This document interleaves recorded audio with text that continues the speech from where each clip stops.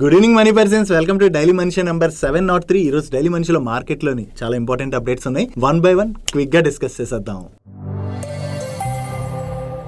ముందుగా market update చూసినట్లయితే ఈ రోజు సెషన్ లో సెన్సెక్స్ 132 పాయింట్స్ కరెక్ట్ అయ్యి 69,521 పాయింట్స్ కి క్లోజ్ అయినట్లయితే నిఫ్టీ 36 పాయింట్స్ కరెక్ట్ అయ్యి 20,901 పాయింట్స్ కి క్లోజ్ అయింది. అండ్ ఈ రోజు సెషన్ లో మిడ్ క్యాప్ ఇండెక్స్ 0.41% పెరిగినట్లయితే స్మాల్ క్యాప్ ఇండెక్స్ 0.31% పెరిగింది. And bank Nifty almost flat గా క్లోజ్ అయింది.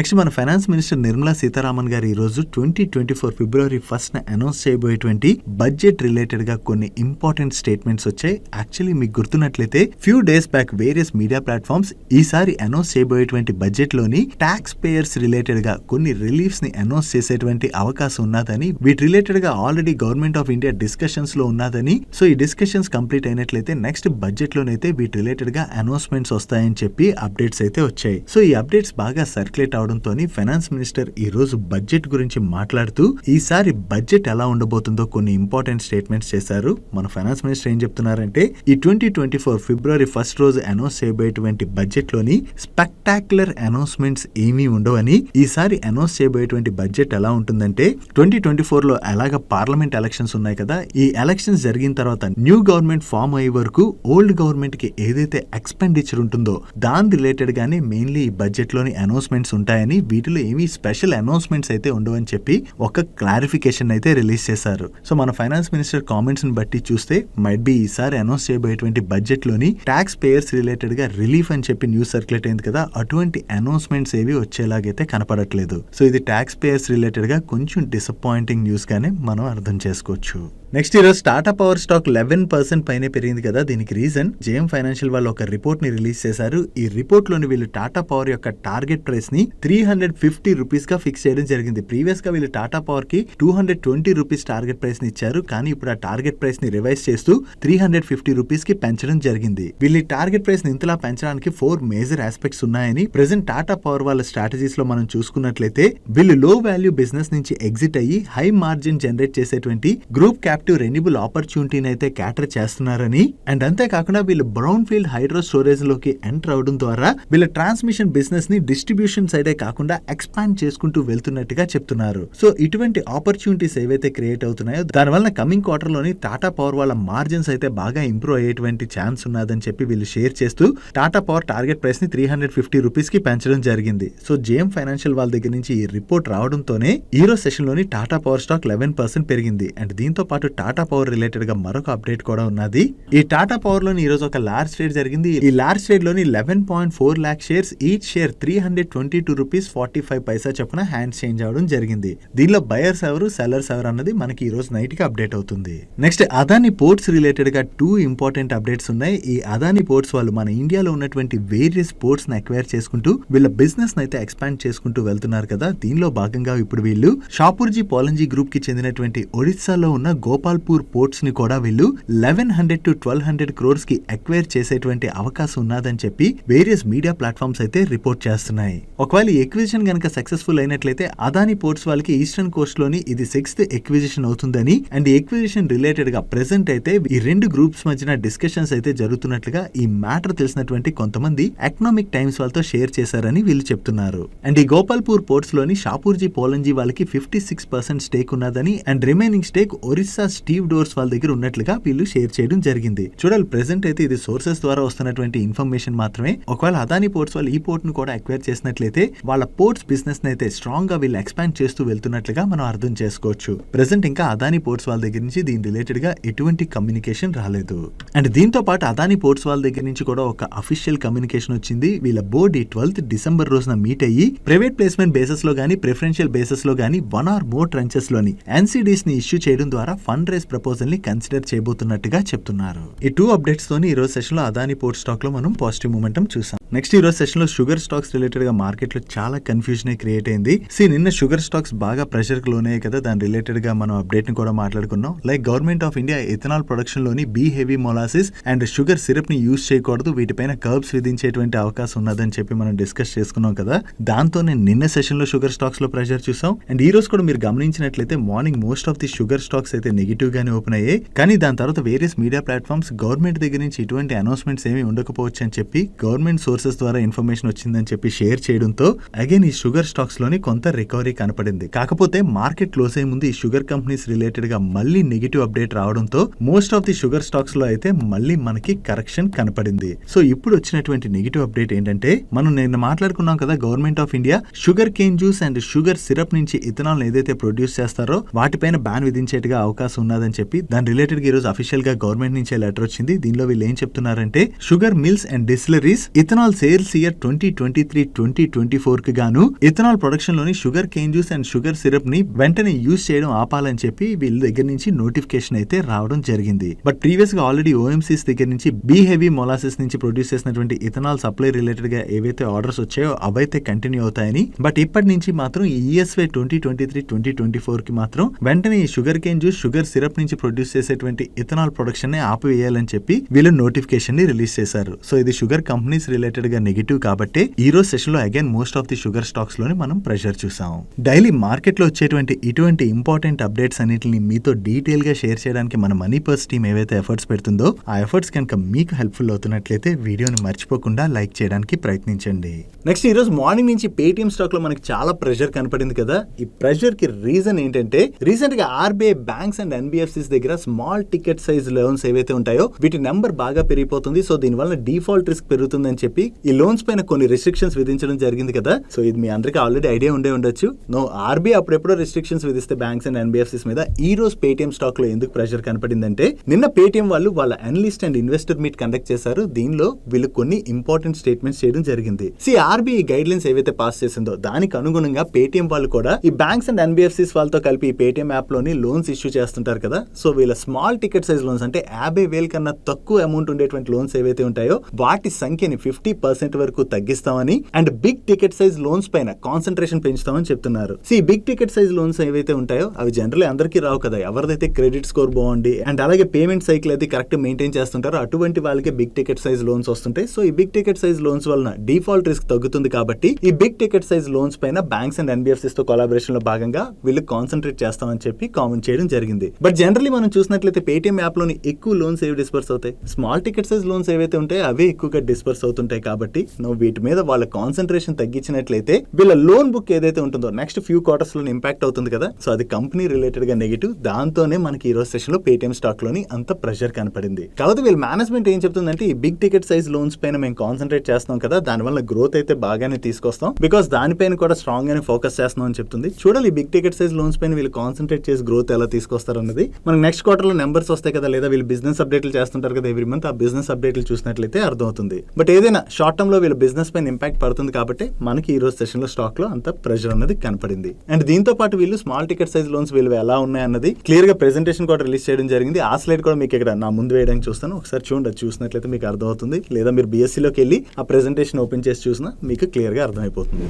నెక్స్ట్ రీసెంట్ గా government of India various PSUs లోని ఓఎఫ్ఎస్ ద్వారా వాళ్ళ స్టేక్ ని డైవర్స్ట్ చేస్తున్నారు కదా. దీనిలో భాగంగానే ఇప్పుడు వీళ్ళు ఇర్కాన్ ఇంటర్నేషనల్ లో కూడా ఓఎఫ్ఎస్ ని అనౌన్స్ చేయడం జరిగింది. ఈ ఓఎఫ్ఎస్ లో వీళ్ళు అప్రాక్సిమేట్లీ 3,76,00,000 షేర్స్ అంటే 4% ఈక్విటీని అయితే డైవర్స్ట్ చేయబోతున్నారు. ఒకవేళ ఈ ఓఎఫ్ఎస్ కనుక ఓవర్ సబ్స్క్రైబ్ అయినట్లయితే అనదర్ 4% ఈక్విటీని కూడా డైవర్స్ట్ చేసేటువంటి అవకాశం ఉన్నది. అండ్ ఈ ఓఎఫ్ఎస్ ఆల్రెడీ ఈ రోజు నాన్ రీటైల్ ఇన్వెస్టర్స్ కి ఓపెన్ అయిపోయింది, రేపు రీటైల్ ఇన్వెస్టర్స్ కి ఓపెన్ అవబోతుంది. అండ్ ఈ ఓఎఫ్ఎస్ యొక్క ఫ్లోర్ ప్రైస్ ని వీళ్ళు 154 రూపీస్ per షేర్ గా ఫిక్స్ చేయడం జరిగింది. నిన్న క్లోజింగ్ ప్రైస్ తో కంపేర్ చేస్తే ఈ ఓఎఫ్ఎస్ ప్రైస్ డిస్కౌంట్ లో ఉండడం అండ్ అలాగే ఈ ఓఎఫ్ఎస్ ఈ రోజు ఓపెన్ అవడంతోనే ఈ రోజు సెషన్ లో మనం ఇర్కాన్ ఇంటర్నేషనల్ స్టాక్ లో ప్రెషర్ చూసాం. నెక్స్ట్ వార్బర్ పింకస్ వాళ్ళు మన ఇండియాకి చెందినటువంటి వేరియస్ కంపెనీస్ లో అయితే ఇన్వెస్ట్ చేయడం జరిగింది. మైట్ బి ఇప్పుడు వీళ్ళు ప్రాఫిట్ బుకింగ్ అయితే స్టార్ట్ చేస్తున్నట్టున్నారు. దీనిలో భాగంగానే రీసెంట్ గా వీళ్ళు క్యాంప్స్ లో వీళ్ళు హోల్డ్ చేస్తున్నటువంటి ఎంటైర్ స్టేక్ ని అయితే సెల్ చేశారు కదా, దాని గురించి మనం మాట్లాడుకున్నాం కూడా. ఇప్పుడు వీళ్ళు ఐడిఎఫ్సి ఫస్ట్ బ్యాంక్ అండ్ అలాగే భారతీ ఎయిర్టెల్ లో వీళ్ళకు ఉన్నటువంటి స్టేక్ ని అయితే సేల్ చేస్తున్నట్లుగా నిన్న నైట్ న్యూస్ అప్డేట్స్ వచ్చాయి. దీనిలోని వీళ్ళు ఐడిఎఫ్సి ఫస్ట్ బ్యాంక్ లోని 1.3% స్టేక్ ని అండ్ భారతీ ఎయిర్టెల్ లో 0.3% స్టేక్ ని సేల్ చేస్తారని నిన్న నైట్ అయితే న్యూస్ అప్డేట్స్ వచ్చాయి. అండ్ ఈ రోజు సెషన్ లో ఈ బ్లాక్ డీల్స్ కూడా జరిగాయి. ఈ బ్లాక్ డీల్ లోని ఐడిఎఫ్సి ఫస్ట్ బ్యాంక్ లోని 1.9% స్టేక్ హ్యాండ్స్ చేంజ్ అయినట్లయితే భారతీ ఎయిర్టెల్ లోని 0.3% స్టేక్ అయితే హ్యాండ్స్ చేంజ్ అయింది. ఒకవేళ వార్బర్ పింకస్ వాళ్ళు ఈ బ్లాక్ డీల్ లోని స్టేక్ కనుక సెల్ చేసినట్లయితే వీళ్ళ దగ్గర నుంచి ఎవరు బై చేశారు అన్నది మనం చూడాలి. ఈ బ్లాక్ డీల్ రిలేటెడ్ డీటెయిల్స్ ఏవైతే ఉంటాయో అవి మనకి ఈ రోజు నైట్ కి అప్డేట్ అవుతాయి. అండ్ దీంతో పాటు ఐడిఎఫ్సి ఫస్ట్ బ్యాంక్ రిలేటెడ్ గా మరొక అప్డేట్ కూడా ఉన్నది. ఈ ఐడిఎఫ్సి ఫస్ట్ బ్యాంక్ యొక్క ఎగ్జిక్యూటివ్ డైరెక్టర్ అయినటువంటి బాలకృష్ణన్ గారు ఆయన పొజిషన్ కి రిజైన్ చేయడం జరిగింది. ఈయన పొజిషన్ లో కొత్తగా వీళ్ళ ఇంటర్నల్ క్యాండిడేట్ ఎవరైతే ఎవరైతే ఉంటారో వాళ్ళనే అపాయింట్ చేయడానికి వీళ్ళు బ్యాంక్ అయితే కన్సిడర్ చేస్తున్నట్టుగా వీళ్ళు అప్డేట్ చేస్తున్నారు. ఈ బ్లాక్ డీల్ జరగడం అండ్ అలాగే executive director resignation related update రావడంతోనే ఈ రోజు సెషన్ లో మనం ఐడిఎఫ్సి ఫస్ట్ బ్యాంక్ స్టాక్ లో అయితే కొంత ప్రెషర్ చూసాము.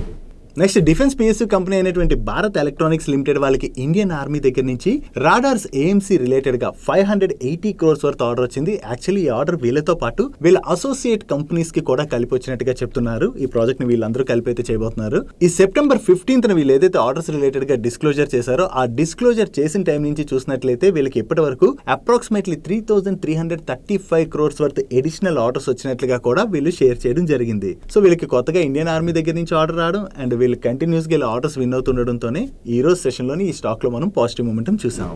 నెక్స్ట్ ఎయిర్లైన్స్ కంపెనీ అయినటువంటి స్పైస్ జెట్ వాళ్ళ దగ్గర నుంచి ఒక అనౌన్స్మెంట్ వచ్చింది. ఈ స్పైస్ జెట్ వాళ్ళ బోర్డు December 11th రోజున మీట్ అయ్యి ప్రిఫరెన్షియల్ బేసిస్ లోని వీళ్ళ ఈక్విటీ షేర్స్ ని గానీ లేదా ప్రిఫరెన్షియల్ సెక్యూరిటీస్ ని గానీ ఇష్యూ చేయడం ద్వారా ఫ్రెష్ క్యాపిటల్ ని రైజ్ చేయబోతున్నట్టుగా చెప్తున్నారు. సో యాక్చువల్లీ మనం స్పైస్ జెట్ సిచ్యువేషన్ చూసినట్లయితే వీళ్ళు ఫైనాన్షియల్ క్రైసిస్ లో చాలా కాలం నుంచి ఉన్నారు. సో ఈ ఫైనాన్షియల్ క్రైసిస్ లో ఉన్నటువంటి కంపెనీ ఫ్రెష్ గా క్యాపిటల్ ని రైజ్ చేస్తుందంటే అది వీళ్ళ బిజినెస్ గురించి యూజ్ చేసుకునేటువంటి అవకాశం ఉన్నది కదా. అండ్ మీడియా దీని రిలేటెడ్ గా ఏం చెప్తుందంటే వీళ్ళు రైజ్ చేసేటువంటి ఈ క్యాపిటల్ ని సాలరీస్ డ్యూస్ ఏవైతే ఉన్నాయో వీళ్ళ ఎంప్లాయీస్ కి ఆ శాలరీ డ్యూస్ ని పే చేయడానికి కూడా యూజ్ చేస్తారని మీడియా అయితే పబ్లిష్ చేయడం జరిగింది. చూడాలి వీళ్ళు దేనికి యూజ్ చేస్తారు అన్నది. బట్ ఈ క్యాపిటల్ రైజ్ రిలేటెడ్ గా వీళ్ళ దగ్గర నుంచి అనౌన్స్మెంట్ రావడంతోనే ఈ రోజు సెషన్ లో మనం స్పైస్ జెట్ స్టాక్ లోని అంత పాజిటివ్ మూమెంటం చూసాం. అండ్ దీంతో పాటు వీళ్ళ బోర్డు ఈ December 11th వీళ్ళ Q2 రిజల్ట్స్ ని కూడా కన్సిడర్ చేయబోతున్నట్టుగా అనౌన్స్ చేశారు.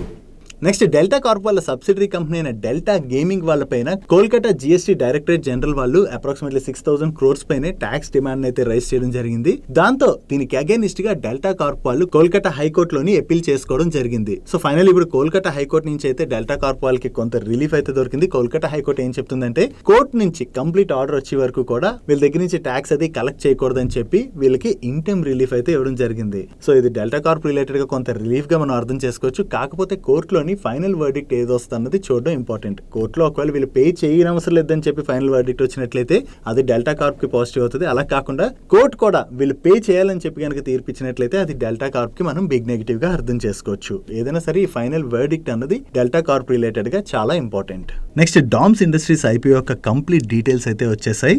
ఈ ఐపీఓ December 13th రోజున ఓపెన్ అయ్యి December 15th రోజున క్లోజ్ అవుతున్నది. అండ్ ఈ ఐపీఓ సైజ్ 1,200 crores. దీనిలో ఫ్రెష్ ఇష్యూ 350 crores అయితే offer for sale 850 crores. And ఈ ఐపీఓ యొక్క price band 750 to 790 rupees per share. ఈ ఐపీఓలో మీరు పార్టిసిపేట్ చేయాలంటే మినిమం 18 షేర్స్ తోని 1 lot కి అప్లై చేసుకోవాల్సి ఉంటుంది. ఈ stock both BSE and NSE లోని లిస్ట్ అవబోతుంది. నౌ రీసెంట్ గా వచ్చినటువంటి ఐపీఓస్ ఏవైతే ఉన్నాయో ఇవి చాలా స్ట్రాంగ్ గా లిస్ట్ అవడంతో మార్కెట్ లో ఈ ఐపీఓ రిలేటెడ్ గా కూడా చాలా స్ట్రాంగ్ బస్ కనబడుతున్నది. అంతేకాకుండా వీళ్ళ ప్రొడక్ట్స్ రిలేటెడ్ గా కూడా మంచి డిమాండ్ ఉండడంతో ఐపీఓ రిలేటెడ్ గా మంచి బస్ అయితే క్రియేట్ అయింది. సో యాజ్ ఆఫ్ నో చూసినట్లయితే ఐపీఓ రిలేటెడ్ గా మంచి బస్ కనపడుతున్నది కాబట్టి ఈ ఐపీఓ కూడా ఇన్వెస్టర్స్ కి మంచి లిస్టింగ్ గెయిన్స్ ఇచ్చేటువంటి అవకాశం ఉన్నది. అండ్ ఈ డామ్స్ ఇండస్ట్రీస్ యొక్క ప్రొడక్ట్స్ మీరు చూసినట్లయితే pencils, colour pencils and brushes ఇటువంటివన్నీ ఉంటాయి. మీలో ఎవరైనా ఈ ప్రొడక్ట్స్ ని యూస్ చేస్తారా? ఒకవేళ యూస్ చేసినట్లయితే కింద కామెంట్ సెక్షన్ లో కామెంట్ చేయడానికి ప్రయత్నించండి.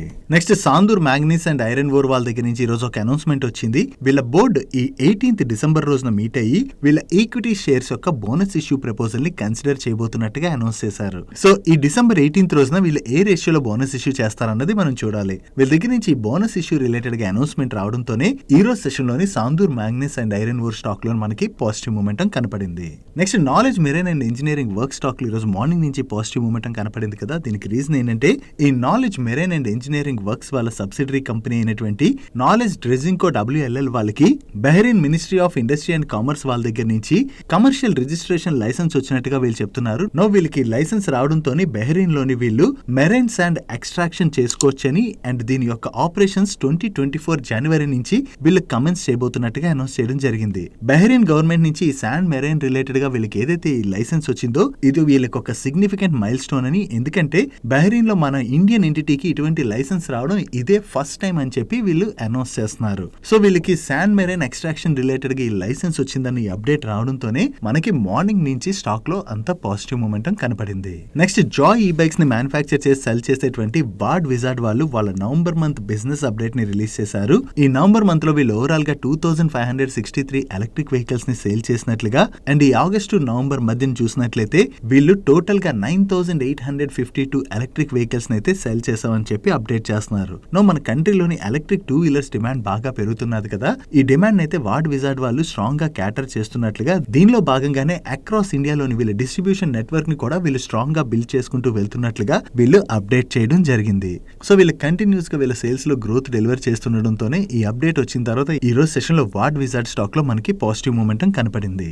నెక్స్ట్ నెట్వర్క్ 18 వాళ్ళు వాళ్ళ టోటల్ బిజినెస్ అయితే కన్సాలిడేట్ చేయబోతున్నారు. దీనిలో భాగంగా వీళ్ళ TV and digital media business ఏవైతే ఉన్నాయో వాటన్నిటిని కూడా నెట్వర్క్ 18 లోని మర్జ్ చేయబోతున్నారు. దీనిలో మనం చూసినట్లయితే టీవీ 18 యొక్క 16 లాంగ్వేజెస్ లో ఉన్నటువంటి 20 న్యూస్ ఛానల్స్ అండ్ అలాగే CNBC TV18.com కూడా నెట్వర్క్ 18 లోకి మర్జ్ అయిపోబోతుంది. దాంతో పాటుగా నెట్వర్క్ 18 యొక్క డిజిటల్ అసెట్స్ ఏవైతే ఉన్నాయో అవన్నీ కూడా నెట్వర్క్ 18 లో మర్జ్ అయిపోతాయి. అండ్ ఇవే కాకుండా money control website and app and అలాగే వైకామ్ 18 యొక్క పోర్ట్ఫోలియో అదే జియో సినిమాస్ కూడా ఈ వైకామ్ 18 లోనే ఉన్నది. వీటన్నిటిని కూడా వీళ్ళు నెట్వర్క్ 18 లోకి మర్జ్ చేయబోతున్నారు. బుక్ మై షోలోని నెట్వర్క్ 18 యొక్క ఇన్వెస్ట్మెంట్ ఏదైతే ఉందో దాన్ని అయితే కంటిన్యూ చేయబోతున్నట్టుగా కూడా వీళ్ళు అనౌన్స్ చేయడం జరిగింది. టీవీ 18 వచ్చి నెట్వర్క్ 18 లో మర్జ్ అయిపోతుంది కదా. దీనిలో భాగంగా షేర్ ఎక్స్చేంజ్ రేషియో ఎలా ఉండబోతుందంటే ఎవరి దగ్గర అయితే రికార్డ్ డేట్ నాటికి టీవీ 18 యొక్క 172 షేర్స్ ఉంటాయో వాళ్ళకి నెట్వర్క్ 18 లోని 100 షేర్స్ ని ఇష్యూ చేయబోతున్నారు. సో ప్రెసెంట్ నిన్న క్లోజింగ్ ప్రైస్ తో మనం కంపేర్ చేస్తే ఈ మర్జర్ లోని పెద్ద ఆర్బిట్రేజ్ అన్నది లేదు. సో వీళ్ళ దగ్గర నుంచి ఈ అనౌన్స్మెంట్ వచ్చిన తర్వాత ఈ రోజు సెషన్ లో both network 18 and TV 18 stocks లో కూడా మనకి ప్రెషర్ కనపడింది. నెక్స్ట్ పిఎస్పి ప్రాజెక్ట్స్ వాళ్ళ దగ్గర నుంచి ఆర్డర్ రిలేటెడ్ గా ఒక అనౌన్స్మెంట్ వచ్చింది. వీళ్ళకి గుజరాత్ గాంధీనగర్ గిఫ్ట్ సిటీలోని Gujarat biotechnology research centre building construction and maintenance related గా ఒక ఆర్డర్ వచ్చినట్టుగా చెప్తున్నారు. ఈ ఆర్డర్ యొక్క వాల్యూ అప్రాక్సిమేట్లీ 101.67 crores. ఈ కొత్తగా వచ్చినటువంటి ఆర్డర్ తో కలుపుకుని ఇప్పటి వరకు ఈ ఫైనాన్షియల్ ఇయర్ లో వీళ్ళకి టోటల్ గా 1060.30 crores వర్త్ ఆర్డర్స్ వచ్చినట్లుగా వీళ్ళు షేర్ చేయడం జరిగింది. అండ్ అంతేకాకుండా అహ్మదాబాద్ మున్సిపల్ కార్పొరేషన్ వాళ్ళు Sabarmati river front development related గా ఫ్లోట్ చేసినటువంటి టెండర్ లో వీళ్ళు పార్టిసిపేట్ చేసి L1 బిడ్డర్ గా సెలెక్ట్ అయినట్లుగా కూడా ఇన్ఫార్మ్ చేయడం జరిగింది. ఈ ప్రాజెక్ట్ యొక్క కాస్ట్ అప్రాక్సిమేట్లీ 409.93 crores. సో వీళ్ళ దగ్గర నుంచి ఈ ఆర్డర్స్ రిలేటెడ్ గా అనౌన్స్మెంట్ రావడంతోనే ఈ రోజు సెషన్ లో పిఎస్పి ప్రాజెక్ట్ స్టాక్ లో మనకి పాజిటివ్ మూమెంటం కనపడింది. That's it for today's daily munch guys. ఈ రోజు డైలీ మంచ్ లో మేము షేర్ చేసిన ఇన్ఫర్మేషన్ మీకు నచ్చినట్లయితే ఈ వీడియో లైక్ చేయండి. ఈ video me friends and family members helpful అవుతుంటే ఈ వీడియోని వాళ్ళకి షేర్ చేయండి. అండ్ మీరైతే ఫస్ట్ టైం మన మనీ పర్స్ ఛానల్ కి వచ్చి ఛానల్ ఇంకా సబ్స్క్రైబ్ చేయలేనట్లయితే ఇటువంటి ఇంట్రెస్టింగ్ వీడియోస్ రెగ్యులర్ గా ఫాలో అవడానికి ఇక్కడ ఉన్న ఛానల్ లోగో మీద క్లిక్ చేసి ఛానల్ సబ్స్క్రైబ్ చేస్తూ పక్కన ఉన్న బెల్ ఐకాన్ లో ఆల్ నోటిఫికేషన్స్ యాక్టివేట్ చేసుకోండి. నేను చంద్రశేఖర్ పత్రి మరొక ఇంట్రెస్టింగ్ వీడియోతో కలుద్దాం. Good night.